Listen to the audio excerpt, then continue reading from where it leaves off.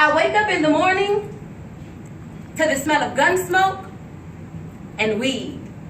In a neighborhood where drug dealing is an occupation and education is understated.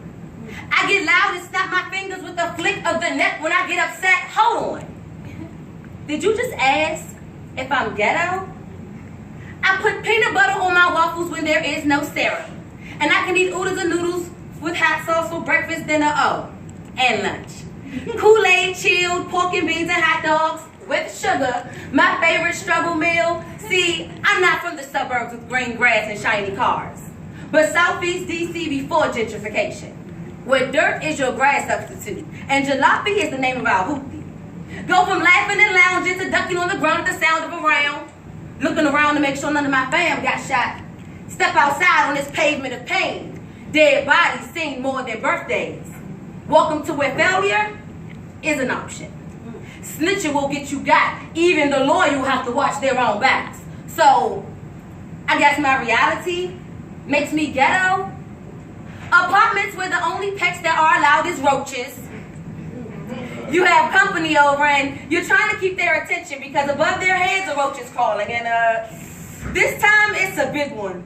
So you're looking at them, then the roach, then the roach, while praying that it doesn't fall in their hair. And I just love how all you ghetto folk act like y'all never been there. Was it privileged enough for Prada, Gucci, Gap, or Abercrombie? I learned style trying to figure out how to not wear the same thing twice in the same week.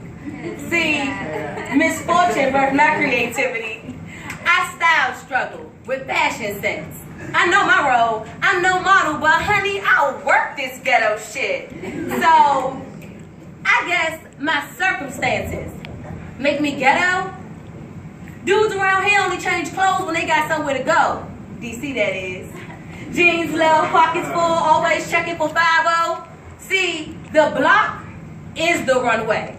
Females having heels over 6 inches, halter tops, big butts, eating sunflower seeds and spitting them in the streets, sucking their thumb until it gets numb and popping their gum, and in every sentence with some, oh, fuck you mean. In a city where Target is Target.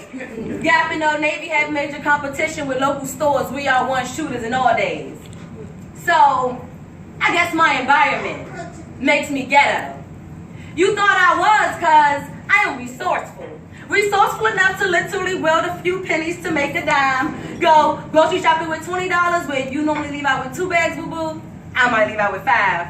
And you'll never see me break no sweat or shed no tears. Where I live, pain is another challenge for testing my strength. You don't gain from complaining. My upbringing is a blessing.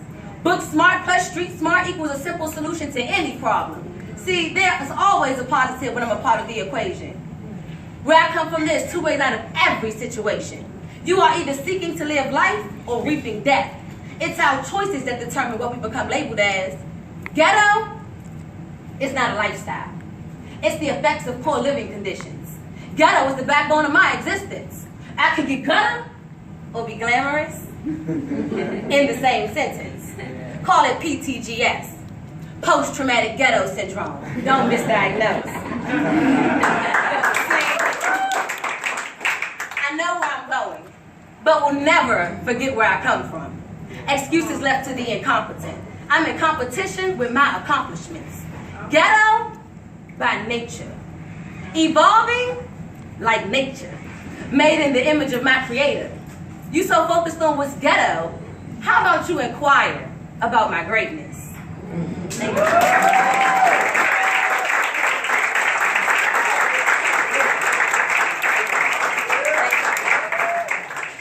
If you guys would like to follow me on social media, or if you would like to follow just anything, any social media network I have is at Sekithia. They'll be at SEKEITHIA.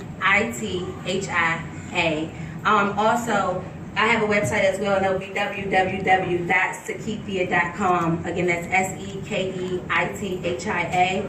And also, my mother and I are also jewelers. About 2 years ago, my father had passed. He was one of the only black jewelry store owners in Maryland, and he held that position for about over 20 years. And when he passed away, he passed along a legacy to our family, the beauty of being able to make jewelry.